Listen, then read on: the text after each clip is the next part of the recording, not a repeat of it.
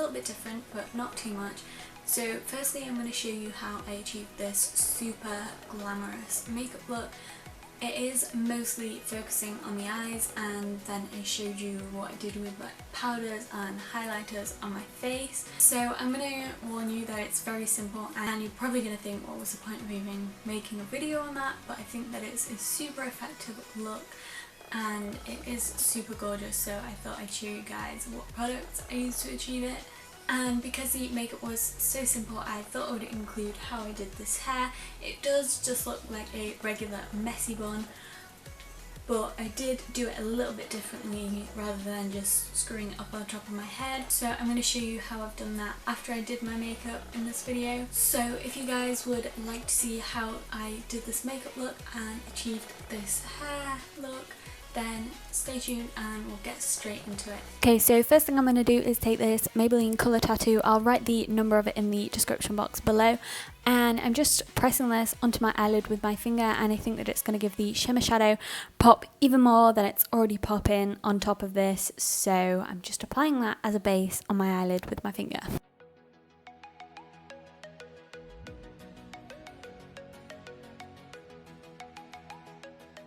Then taking the star of the show, this is the Kiko eyeshadow. It's one of their infinity ones. It's so gorgeous. Again, I will write what number it is in the description box. And again, I'm taking it on my finger because I feel like it gives the best payoff and it makes it look the shiniest and most gorgeous. And just pressing that over the base I already applied. And this is slightly pinky, kind of champagne toned and a little bit peachy. And I thought I'd keep it like that instead of pure white, because if not, it would just look a little bit washed out. Then taking it on a small brush, I'm applying it to my inner corner too, just so we have the shimmer all over. So then, instead of using a proper crease colour, I'm just taking my bronzer and I'm literally using the tiniest bit and tapping off my brush to remove any excess powder, and taking the tiniest bit of this through the crease to add a little bit of depth, and just not too much because we don't want that to take over the shimmer. So that is what I'm going to do for the eyes. That's basically everything complete. And I'm tightlining with a brown pencil as I always do, and then curling my lashes up to Jesus and applying some mascara. And that is it. And I left the lower lash line blank because it gives a little bit of a different look to the eyes. So you should try that if you haven't already, and it just makes the eyes pop a little bit more than they already do. Onto my face, I already have all my cream products on, so I'm just like tapping out the creasing of my concealer and then applying a translucent powder over that. And I'm not powdering the whole face so we can keep a gorgeous glow, and I just went under my eyes with powder and around my nose because I get oily there and we want to look shiny and healthy, not oily.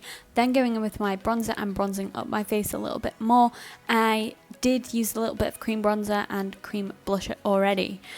And yeah, just bronzing up my face. Then using the sleek Solstice highlighting palette, I'm taking that gorgeous kind of peachy tone and applying that to my cheekbones. I think I applied it to my brow bone as well, just around the side of my eye where I always go, and onto the cheekbone as well. And that is everything for the face.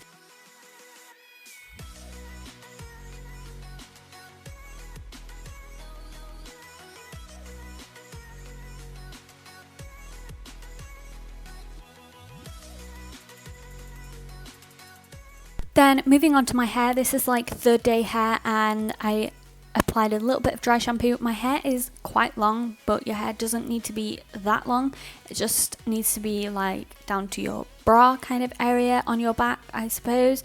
And I'm just teasing it a little bit, backcombing it, whatever you want to call it, at the roots to give a little bit of volume there. Then taking a thin kind of bobble, I am creating a little half bun updo and just taking half of my hair at the top and then scrunching it together and placing it in a bun on the top of my head. And I only went around with the bobble twice the first time, but I realized it needed to be a little bit tighter, so I redid the first couple of stages after this and did it a little bit more tighter, and then I pulled at the front of my hair to give it a little bit more volume. Then I am needing bobby pins, grips, hair grips, whatever you want to call them, and I'm splitting the rest of my hair in half down the back, and then you kind of want to split those halves into 3 sections as well. So taking the first third of it from the right hand side that you're looking at and just wrapping it around the bun, going underneath first, not over the top, going underneath first, then wrapping it around towards the back. And you want to kind of pull it a little bit tight so it doesn't go all loose and baggy at the side like mine did. I did fix it with a hair grip at the end, but yeah, you want to wrap it around your bun and just until it reaches the back again. So I think I had to go around twice because my hair's a little bit longer. And then I took the third from the other side of my head and I wrapped that around the other way, again going underneath the bun first. And then at the back I took a bobby pin. Please do not open them with your teeth because it will chip your teeth and I don't want to be responsible for that. And then I just pinned the pieces of hair in place right here. You might need to go in with a few more grips than I did, but I did go in and add a few more grips at the end as well. And then again took the middle section from one side and wrapped it round, so it's just kind of the same process until you've done the same thing with all 3 pieces from each side, and then taking the bit from the other side, wrapping that around too, and then gripping it in place. And I don't know why, but this somehow works and makes my buns look good when they don't go right on their own. So again, taking the bottom section and the first third and then wrapping it round, doing the same with the other side, wrapping it round, and it kind of creates a nice, almost like a plait at the back of the hair, but it's not quite a plait and you don't have to go through that much effort. Again, pinning it in place, and then I'll go in and give it a few final touches, like loosening the front of my hair a bit, and you can see that bit was a bit too loose, so I did go and grip it in a little bit later. And then just pinning a few more pieces of the bun down until I think it looks right. And so yeah, I'll just go in and touch it up a little bit more. And I did leave a little bit too much hair out at the side on, I don't know what side it is, it's the right hand side to you I think. So try not to make that mistake, but I just left it like that. Anyway, again, gripping that bit up and just tidying it up and making it look like how I want it to. But yeah, I think this is a super good idea if your buns don't always turn out right, and it works pretty much every time. I might have to take it out once, but it doesn't take that much time either, and that is basically all I do to do my little messy bun.